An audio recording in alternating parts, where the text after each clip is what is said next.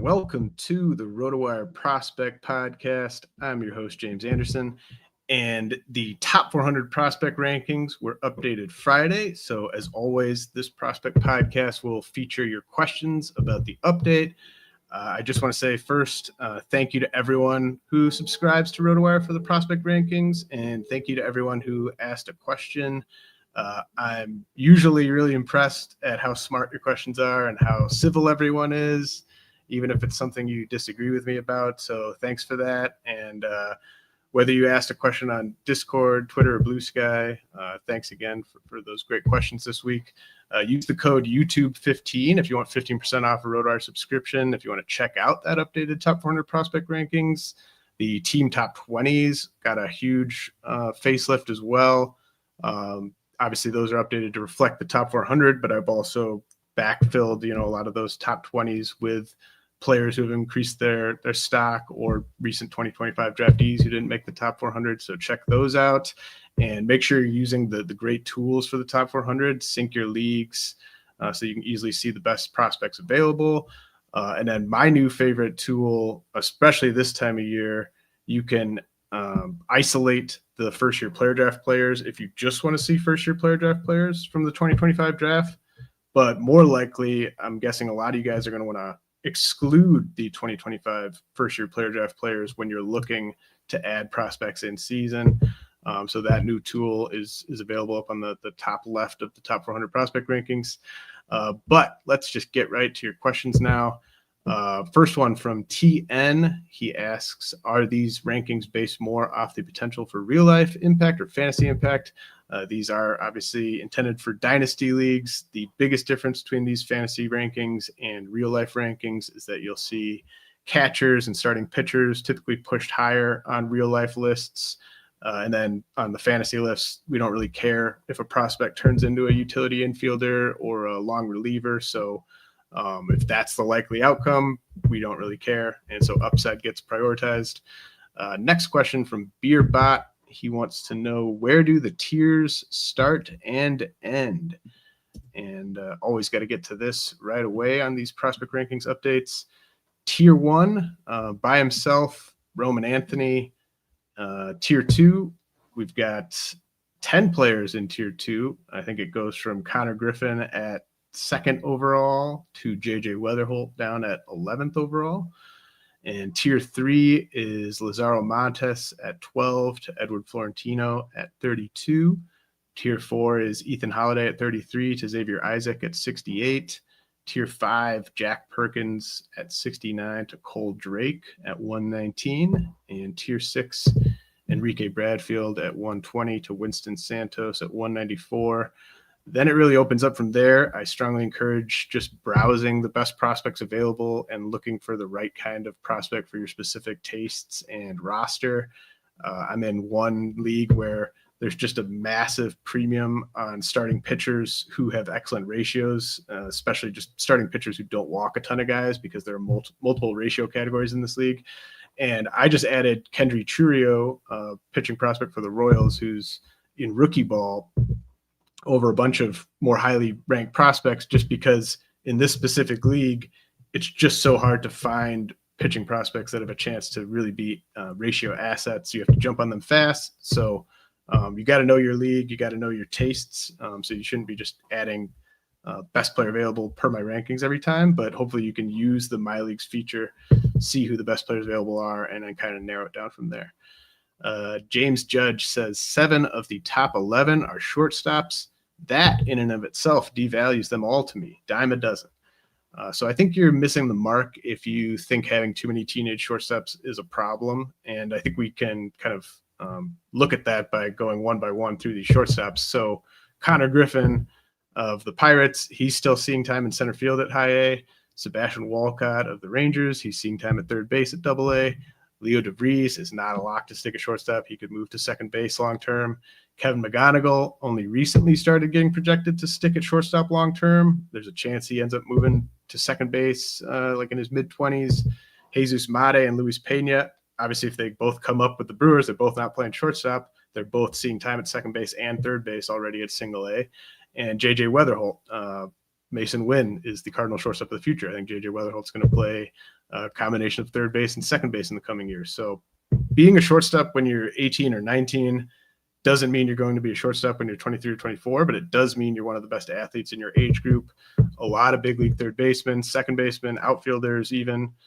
We roster these guys, but when they were 19, they might have been playing shortstop. And so that's just where guys, the best athletes typically start shortstop. They slide down the defensive spectrum from there. And then, if you have a handful of these 7 shortstops in my top 11, guess what? You can trade for pretty much anything you want. So definitely stand by having those 7 shortstops up there. Dathu Meyer says it's criminal to have so many shortstops above JJ Wetherholt of the Cardinals. Well, yeah. So back to the tiers, I do have all these shortstops in the same tier. So there's probably scenarios where I would understand going Wetherholt over all these guys. Like there's certain leagues where just proximity is much more important than waiting a year or two for a guy. I think if you look at Wetherholt, I love Wetherholt. I thought there was a time during my FYPD process for last year where Wetherholt was my favorite guy in the entire class. That ended up being Nick Kurtz, but Wetherholt, I think he's better than Travis Bazzana, for instance, who was the number 1 overall pick last year. I think he's a guy that coming into the year was similar to Matt Shaw, Luke Keeschel, Travis Bazzana. Of those 4, Wetherholt has the prettiest numbers right now. But I think that's because he's been healthy and facing minor league pitching. So I think it'd be a mistake to just push him up to 3rd or 5th overall when he's basically doing what he should be doing. Like this is kind of what I would expect JJ Wetherholt to be doing if he's still at AAA. I think he's big league ready. I think we could see him shortly after the trade deadline if the Cardinals are willing to eat a bunch of the money left on Nolan Arenado's deal. But I just think you got to know your league. If you're playing in a league where it's easy to just find the next pop-up guys, like you might not have to roster a Luis Pena this early on. You might be able to add those guys later in their minor league careers. But I just think in a normal dynasty league, the shortstops I have above Wetherholt have a higher ceiling than Wetherholt and fairly high floors, I would say. Okay, let's head to a message from our sponsors. But when we come back, I'll dive into why Leo De Vries of the Padres keeps getting ranked so highly, given his so-so stats. The NFFC RotoWire Fantasy Football Online Championship is live. Play fantasy football against your favorite RotoWire experts on NFFC this season. Jeff Erickson, Nick Whalen, and more will compete in the RotoWire NFFC Online Championship for a shot at $250K.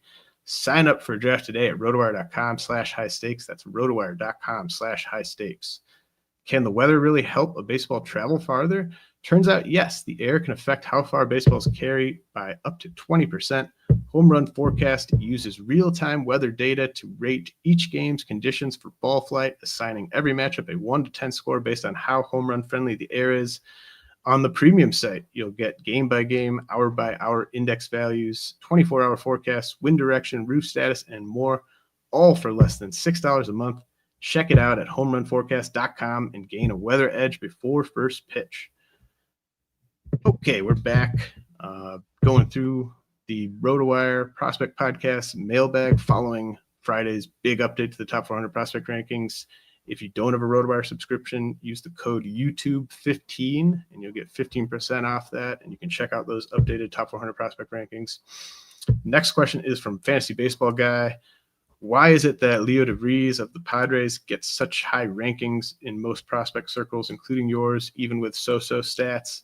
I have him on my farm together with Jesus Mate and Luis Pena of the Brewers, and I have debated whether I should replace De Vries with someone like Mike Sirota, Eduardo Quintero, or Edward Florentino. So, I think, Sirota, Quintero, and Florentino, their numbers, they're just fantasy baseball numbers, are better than what Leo De Vries is doing this year. But I think age to level is probably the main answer to your question. I think that's probably where the disconnect is happening here. So De Vries is the same age as Luis Pena and the same age as Edward Florentino. And he's over a year older than Eduardo Quintero, yet he's the one who opened the year at high A. Well, none of those players have played a game at high A yet. I know you're already rostering Mate and Pena, but odds are you'd want to move off of one or both of them if they'd open the year at high A as well. Like, so those guys being at single A, like, I think you'd be much more into Leo De Vries' numbers if you were playing this whole year at single A than if you were playing this whole year at high A.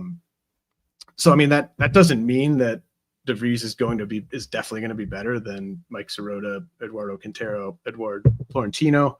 But I don't think De Vries has been so underwhelming at high A that I would move him behind those guys. Just when you kind of factor all that age level stuff I talked about. I think the preseason pedigree aspect kind of plays in as well. There's something to be said for a little bit of grounding in your rankings. I think, like, if a guy comes into the year ranked 4th overall and a guy comes into the year ranked in the 300s, like Mike Sirota, like, I think it needs more than what we've seen at this point to just move that guy who started in the 300s above the guy in the top 5, like De Vries. Camposit says, nice jump there for Lazaro Montes of the Mariners. It seemed to be somewhat in vogue to comp him to Yordan Alvarez a year or so ago. Is that still a realistic ceiling? Well, I don't think that was ever a realistic ceiling. I think that was a ceiling, a lofty ceiling comp. But I don't think it really applies at all anymore. I just think that that's a misleading comp at this point. It makes sense just from a physical stature standpoint, but you can look at the contact rates, the swinging strike rates of Alvarez when he was a prospect versus Montes when he was a prospect in the mid minors. It's not even close. Alvarez is like a 70 grade hit tool, 70 grade power, 40 grade everything else, including durability. Montes has a chance to be a 45 or 50 grade hitter with 70 grade power. So the power, I guess you could say, is it could be Yordan Alvarez caliber, all fields, pole to pole, 70 grade power. It's just going to come with a much worse hit tool.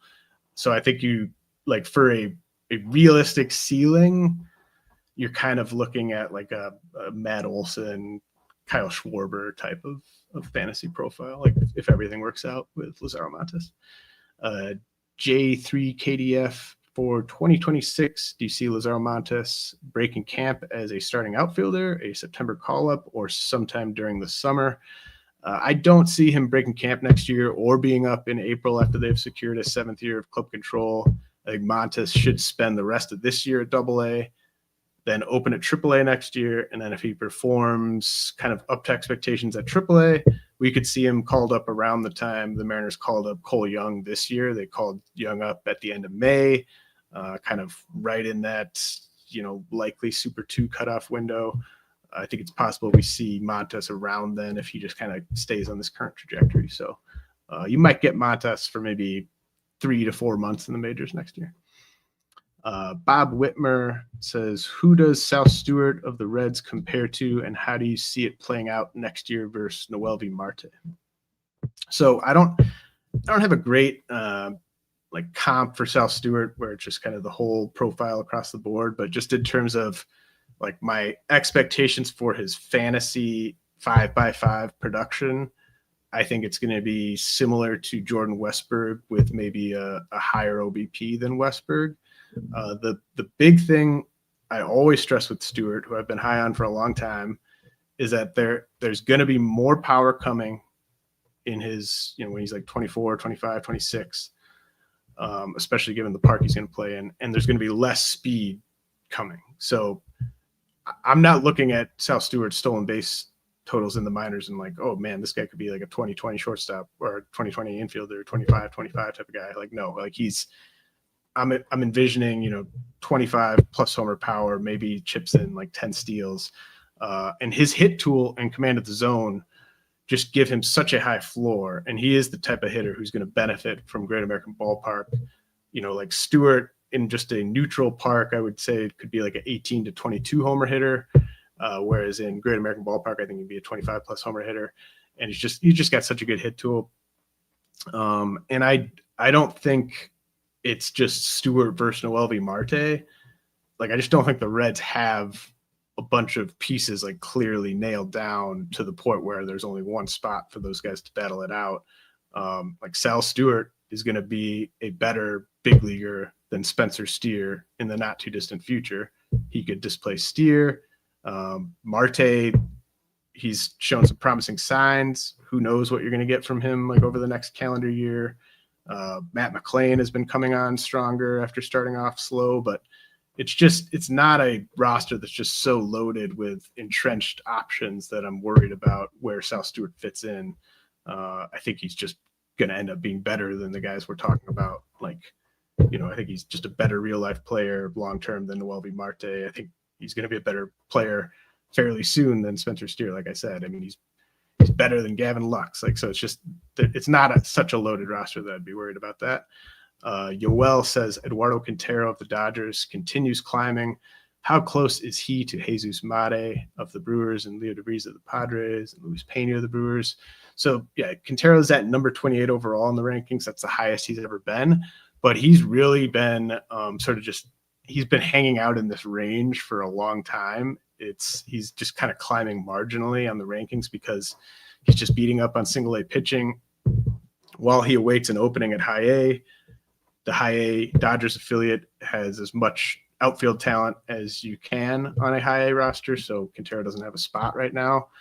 So he's a tier below Mate and Pena because he's over a year older than Pena, almost 2 years older than Mate, and doesn't have, like, if you just stack up their physical tools, like power, speed, and how it projects, like Quintero's not above those guys. He's just hitting for more power now and a higher average now because he's so much older than those guys. Coco and Bob May both had Edward Florentino questions. I think this is kind of the Edward Florentino update, Edward Florentino season in the Dynasty world. Coco just wanted to know a bit more about what makes Florentino so exciting. Bob May wanted to know where he might play in the majors. So I feel like I've got egg on my face a bit with Florentino because Alex Jensen and I were talking about how much he was striking out at the time of the last update. He was hitting .211 with a 38% strikeout rate as an 18-year-old in the Florida Complex League at the time of the last update. And since then, he's arguably been the most productive hitter in all of rookie ball in single A. And that includes the guys at the very top of the list. He's the big reason he got such a vote of confidence on this update is just the massive hit tool gains. I know his strikeout rate wasn't that high in the DSL, but the contact, swing strike rates were both pretty high. Or contact rate was low, swing strike rate was high. But right now, 85% contact rate for Florentino at single A, 5.7% swing strike rate at single A as an age appropriate 18-year-old while doing all this damage. And I think there's shades of Christian Campbell from last year where if you just kind of eliminate the hit tool questions from before the year, he stacks up with any prospect just in terms of what he's doing in this season. There are also shades, I think, of Julio Rodriguez with Florentino, where I think it's possible evaluators are pushing him to a corner, and in Florentino's case, even first base prematurely. Like Florentino and Rodriguez have very similar frames. I think you can recall that Rodriguez, I think a lot of people thought was going to end up definitely in a corner, wasn't going to run that much because of how big he was. And that has not held up, especially the running part. And I think Florentino potentially could be that. Now, it's possible he's 6'4", he's already over 200 pounds. Maybe he just gets so big that he does end up at first base, but I'm not boxing in where Florentino ends up defensively. It could be center field, it could be right field, left field, could be first base. But I just think the bat is really what you're buying here. You hope that the speed kind of continues, but really what you're banking on is you're hoping Florentino turns into like a number 3, number 4 hitter, 30 plus power, 30 plus homer power, I should say, with a good hit tool. Like that's kind of what you're buying right now. And there's nothing to really nitpick with what he's doing at single A. So like the longer this sample builds, I think he'll just continue to climb the rankings. So I know there's people trying to buy high on Florentino right now. I think there's merits to that to a point. But yeah, I mean, he's extremely exciting and just breakout prospect of the year, probably, Edward Florentino. Coco says there being no down arrows for Andrew Painter and Bubba Chandler essentially already answers you're not too worried about them, but would love another moment or two to touch on Painter's return from Tommy John surgery and Bubba Chandler's walk rate being almost 12%. Yeah, so I wouldn't use the phrase not too worried, but I'm obviously less worried about Painter and Chandler than like Quinn Matthews or Noah Schultz, both of whom got pretty big double down arrows on this update.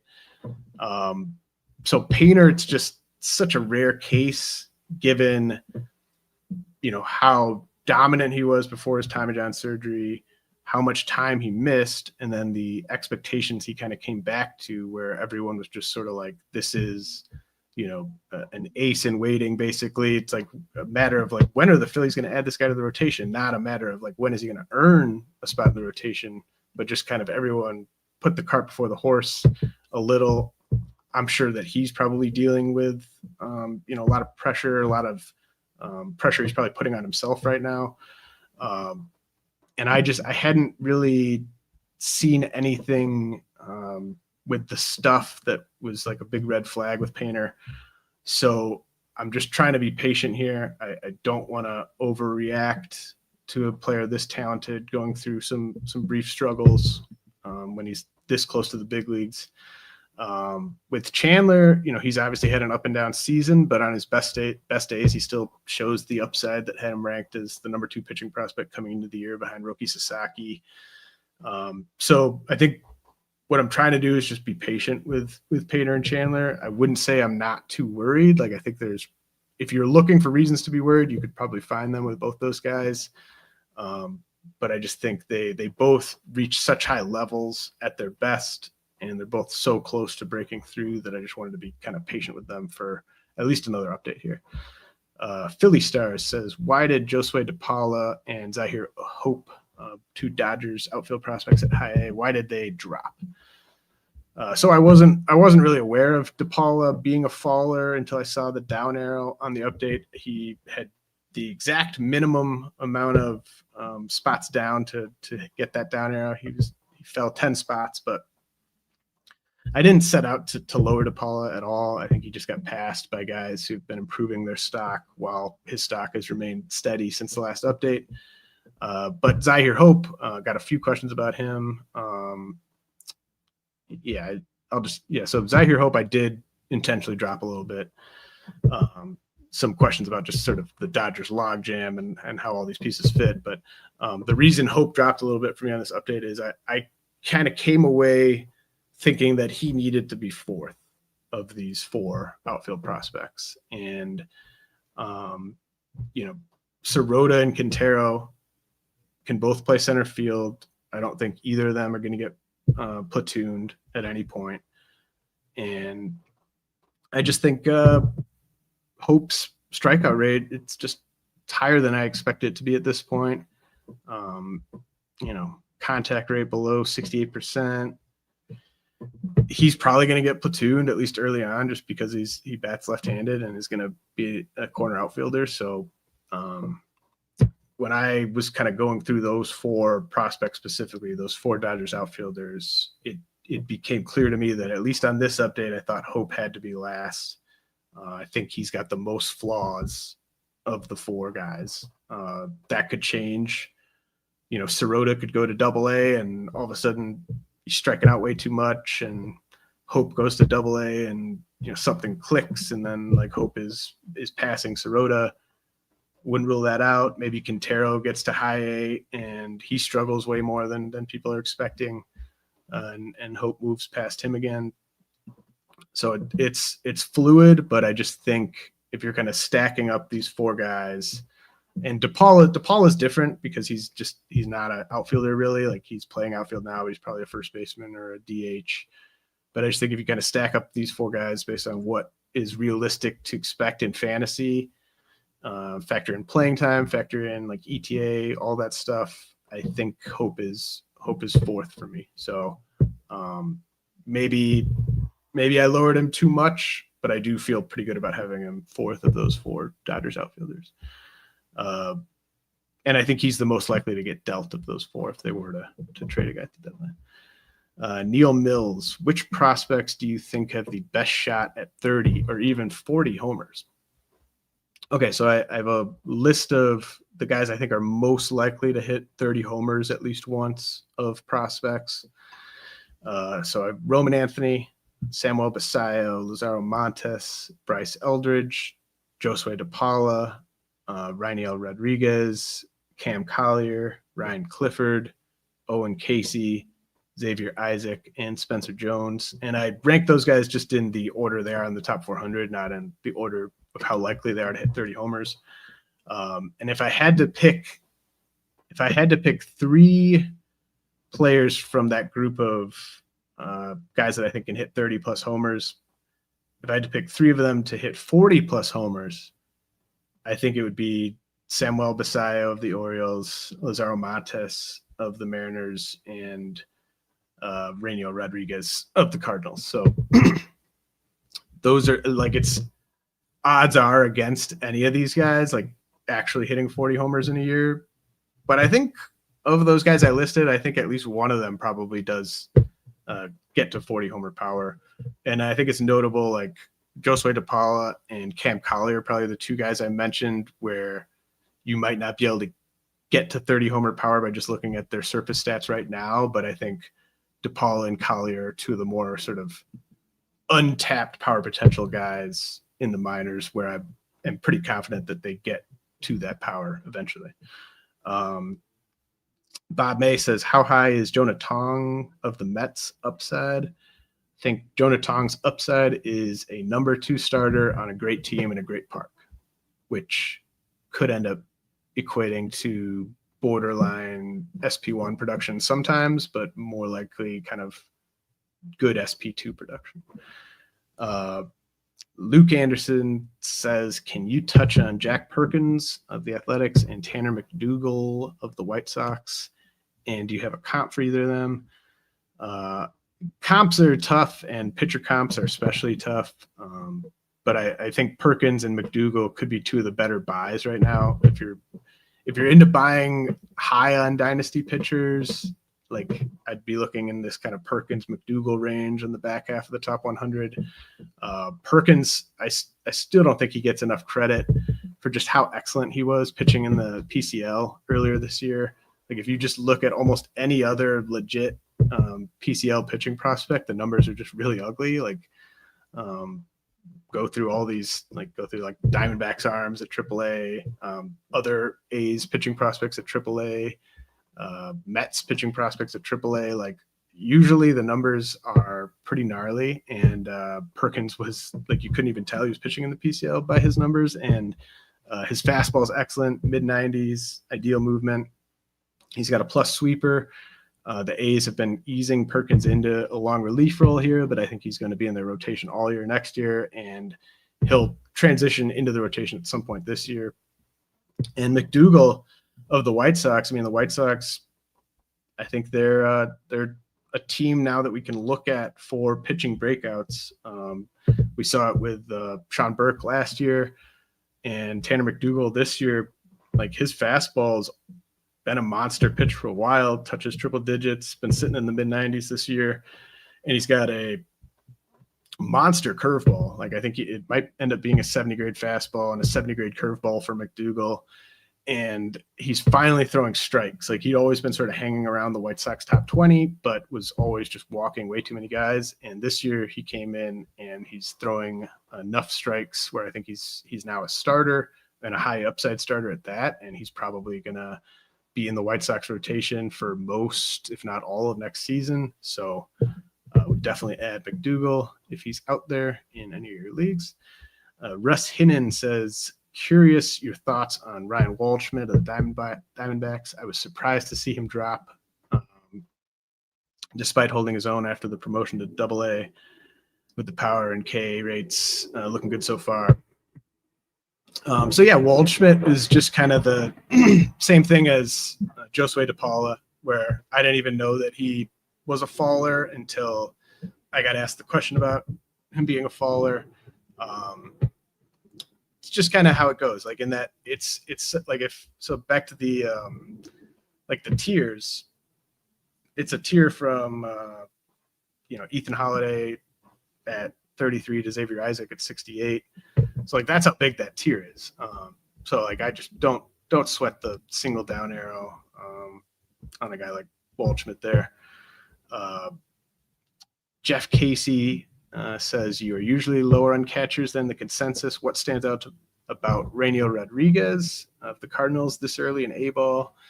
And then this kind of ties into a question from Steve Hemke, which was which catchers starting with Rainiel Rodriguez through Thyron Lorenzo of the Tigers have the most top-end upside? Lots of catchers in this range to choose from. So the catchers in the range that Steve's talking about, it's Rainiel Rodriguez, Josue Briseño. We've got him listed as a catcher. He's probably going to be a first baseman for the Tigers. Kyle Teel, Harry Ford of the Mariners, Joe Mack of the Marlins, Cooper Ingle, Carter Jensen of the Guardians and Royals, respectively. Moises Ballesteros may only play DH, but he's still listed at catcher. Eduardo Tait of the Phillies, and then Thyron Lorenzo of the Tigers. So for which catchers have the most top-end upside in this range, it's Rainiel Rodriguez, and that goes back to Jeff's question about what stands out about him. It's his upside, and it's not the same, like he's different body types than like Samuel Basallo, but I think it's kind of trending in that general direction where it's all about the bat. I'm not sure if Rodriguez sticks at catcher. I kind of hope that they just sort of fast track the bat and play him at DH and just get him to the majors as quickly as possible. But it's also certainly possible they keep developing him as a catcher. But I mentioned him earlier as one of my top 3 most likely prospects to eventually be a 40 homer hitter. It's because it's so hard to be a 40 homer hitter that I think you can kind of rule out that outcome for the guys that have significant minor league experience. It's the guys that are just kind of breaking in that we're just learning all this about so fast that have the potential for those really high end outcomes. And Rodriguez he's just a power machine. It's mostly to the pull side. That's what he's trying to do, but he's so good at doing it and so good at controlling the barrel through the zone. Just so excited about Rodriguez's offensive upside. And you're right. Like I'm usually lower on catchers in the consensus. It's just, I love everything Rainiel Rodriguez is doing at the plate, and I'm kind of looking past the fact that he's a catcher. Now, if you want to look for like upside from guys who aren't Rainiel Rodriguez there, I think Harry Ford has a really high ceiling. He just needs to get traded somewhere. Like I keep dreaming on the idea of Tampa Bay getting Harry Ford and maybe sending a pitcher to Seattle. I just think that would be a really good fit. I think the Rays would get the most out of Ford. I think he'd get to play a ton, and you'd actually be able to actualize that upside on the base paths. So Ford would be in that mix, but I think he needs a trade. And then, like Kyle Teel and Joe Mack, those are high floor catching prospects. Like I think they're just going to be starting catchers who don't hurt you anywhere and help you in some of the categories. So I wouldn't say Teel or Mack for the upside question, but like I think Cooper Ingle and Carter Jensen have sneaky high ceilings. Ingle, I think, could end up just being like Ivan Herrera 2.0. Jensen has a shot at being a 25-plus homer catcher. So plenty of upside there, but Rainiel Rodriguez, certainly the most upside of that bunch. This was an interesting question. Had to put on my prospect Sherlock Holmes hat for this one, but Parker says he's hearing rumors that Alejandro Rosario of the Rangers hasn't had Tommy John surgery yet. Any news on this? I would have assumed he should have had it already. Is this factored into his ranking, and is this true? There's a beat writer, Evan Grant, who covers the team, had a story in April that Rosario hadn't had the procedure. So I think you can at least say that as of April, he hadn't had the procedure. There's another recent tweet from another beat writer, tepid participation for Lone Star Ball, says he thinks that Rosario had the procedure, but isn't sure when. There's also like the write-up on MLB Pipeline makes it sound as if he's had a procedure. The mid-season write-up on Baseball America also phrases it as if the procedure's already happened. But those could, like, it's possible that the Pipeline and the BA phrasings were them just sort of assuming that it happened without verifying that it happened. So to your question, I don't think, I at least haven't been able to find what I would consider a conclusive proof out there that he's had it. I tried to find an Alejandro Rosario social media page and was unsuccessful. So I cannot confirm or deny that Rosario has had the Tommy John surgery yet. I ranked him under the assumption that he would be back at some point in 2026. So if he hasn't had it yet, or if he didn't have it until April or May, then that obviously affects that. So I think you could probably dip Rosario maybe 5 to 10 spots, maybe more than that if this scenario has you concerned. I know people get very frustrated when these guys don't get Tommy John surgery right away. Pre-surgery or pre-injury Rosario was trending towards being like a top 3 pitching prospect in the game. So I don't want to overreact too much to this, but it would be definitely disappointing if he still hasn't had it. So if anyone knows conclusively and wants to let me know one way or the other, I'll take tips.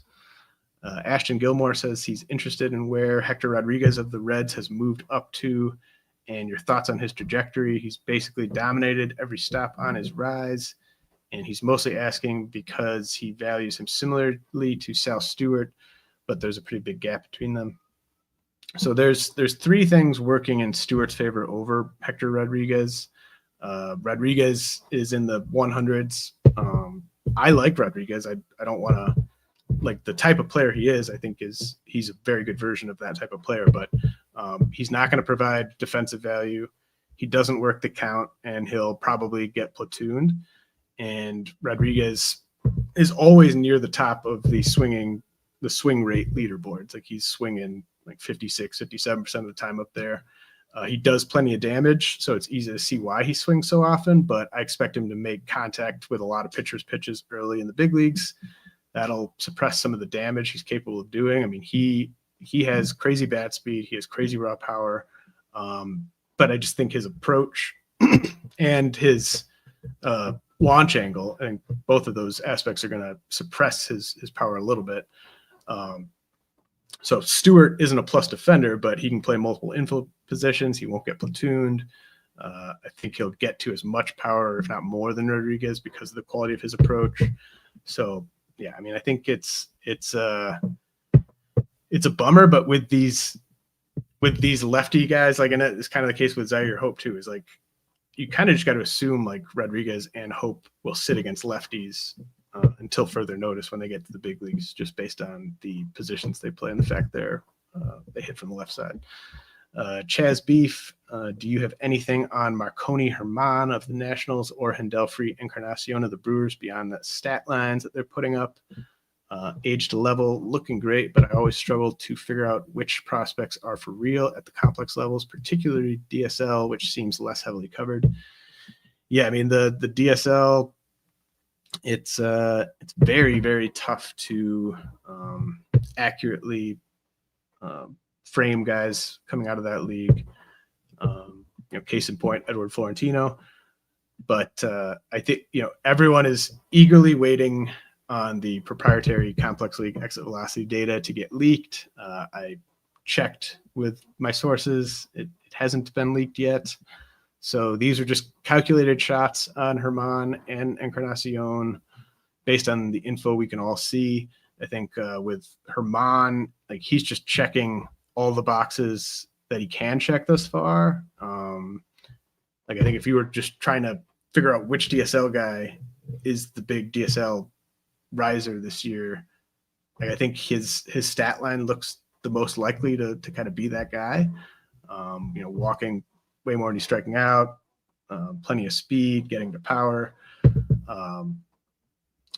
And I know he's got a lot of fans out there in dynasty circles. So I think this ranking at least is roughly in line with Marconi German's trade value. And then Eddie Almaguer also had a question about Handelfry Encarncion of the Brewers. He has some shares, but he's just curious how I landed on his rank, particularly when he's been merely okay the last month or so. So I didn't factor in Encarnacion's last month. I just factored in his whole season because it basically all happened since my last update. And in terms of what I liked about him, I love that he's a young 18. He leads the ACL in doubles. He's getting rave reviews for his bat speed and his foot speed, chance to stick in center field. And so, I'm not really seeing any kind of obvious flaws at the moment. Probably not going to be like the highest OBP guy, but that wasn't Jackson Churio either. So I think we at least know Encarnacion has the bat to ball skills. He has the raw power and the bat speed. He has the plus speed on the bases. So just seems like a really good flyer to take a shot on in that mid 100s range. And it's possible he goes to single A and just sucks and it doesn't work out. But just calculated shots by putting Marconi German and Handelfry Encarncion in that 100 to like 160 range, I believe is where they're at. McRyan59 says, is Tyson Lewis of the Reds drop due to entries above him? Do you see signs of concern, or is it just more proximity thing? And then there was another, Josh Noah said he thought Tyson Lewis would be top 100 based on the scouting reports from the ACL. I get Lewis again, kind of with like Josue de Paula and Ryan Waldschmidt, where he got an arrow, a down arrow, and wasn't setting out to drop him or anything, but that can still happen. And that's why you guys should ask these questions, because it's great to be able to kind of clear up certain guys that might have an arrow that they didn't necessarily deserve. Tyson Lewis, he just hasn't done anything to help his cause since the last update. There's just no reason for a 19-year-old shortstop who got a 7-figure bonus to still be in rookie ball. But his 25.7% strikeout rate is probably why he's still in rookie ball, right? Like, that portends swing and miss issues when he gets to single A. That podcast I mentioned with Alex Jensen, where we were too low on Edward Florentino. Alex mentioned that part of the reason why he had such a ridiculous max EV in the ACL, like I think he had a 116 EV in the ACL, Tyson Lewis, is because he's swinging so hard and that he's swinging too hard. There's been plenty of like debates about the usefulness of like bat speed and that type of thing. But like, I bet Tyson Lewis's bat speed rates extremely high in the ACL, but his percentage of, swings on contact, like he's swinging through a lot of these. So like, I think if the Reds thought Tyson Lewis was ready to handle single A pitching, he'd already be there. So that's why he hasn't risen, and that's why he ended up just with a stray down arrow on this one. Greg T was trying to add a couple players on my new top 100 that are available in his 18-team points league. Cooper Ingle of the Guardians and Marconi German of the Nationals. But he doesn't really have any prospects he wants to drop, so he's looking at some big league bats. I listed Mark Vientos, Max Muncy of the Athletics, and then Brett Beatty, and he wanted to know if he should drop one of those guys for Ingle or German. I'd consider dropping Max Muncy of the A's for either guy. Obviously, just landed on the IL. I do like Max Muncy long term. I'll probably have him in some redraft leagues next year, like the power that he's shown. But if you're in a situation where like catching prospects, it's very like team specific. Like if it's a one catcher league and you've already got 2 catching prospects, I wouldn't add Engel. Basically, I'd add Engel for Muncy if Engel would represent like your next catcher up. Like if you've already got 2 catchers and you start 2, or if you've already got 1 catcher and you start 1 and you want to add another guy in Engel, but I wouldn't add Engel if you've already got a couple catching prospects in your minors.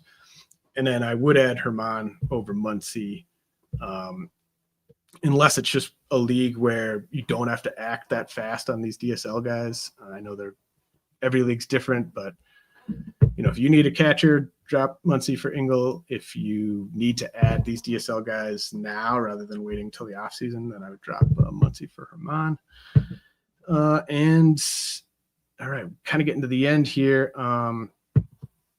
I'll get to some of these in more detail in the article version, but I didn't have time to answer the question about which prospects I have the most shares of. I will answer that in the article. I had like 2 or 3 questions apiece about some guys that didn't make the list, a couple guys that fell off in Braden Nett of the Padres and Jose Anderson of the Brewers. Chris Rodriguez, I think, actually fell off too of the Tigers. So Nett, I should have left on there. I mean, it's just, this is such a loaded update with like over 100 editions. I'm always trying to, I'm kind of like, all right, who do I cut off? Like there were probably 30, 35 guys that I wanted to include that I ended up having to cut off. That describes both Nett and Jose Anderson, who both just missed, but I should have left Nett on there just given the proximity and everything. But Nett does have a 1.5 whip going back to mid-May. So, I saw one guy saying like he should be up by like Jackson Wiggins, J.R. Ritchie, Tanner McDougal. You could maybe push back on me having like Wiggins that much higher than Nett. I don't really see a case for Nett over McDougal or Ritchie. I only say that about Wiggins because Wiggins could be like 3 bad starts away from having similar numbers to Nett, but I feel comfortable not having Nett at least in that like top 120, 130 range. If you want to value Nett as like a top 250 type of guy based on the proximity, I think that's fine. I know there's reasons to have Nett for sure. Jose Anderson, he was ranked high based on what he did in the ACL, and then he's been bad at single A. I just think, to me, that's a guy you churn pretty easily. He's not a center fielder. The Brewers are loaded. Jose Anderson, that's just a flyer where he went to single A, didn't perform, so you move on. That could happen to Handelfry Encarncion. He gets bumped to single A and he could be as bad as Anderson too. But we're just trying to find the right rising asset, and Jose Anderson kind of just crumbled at single A. His value is basically not much right now. He's just a throw in Dynasty. And then Chris Rodriguez of the Tigers, he's got a 5-1 K to walk. Those types of guys, in my experience, just never really take that DSL success stateside. You gotta be walking at at least a 8, 9, 10% clip in the DSL for me to really take you seriously. That'll do it for this week's big prospect podcast, recapping the update to the top 400 prospect rankings. Again, use that code YouTube15 if you don't have a RotoWire subscription, and I'll have another episode next week.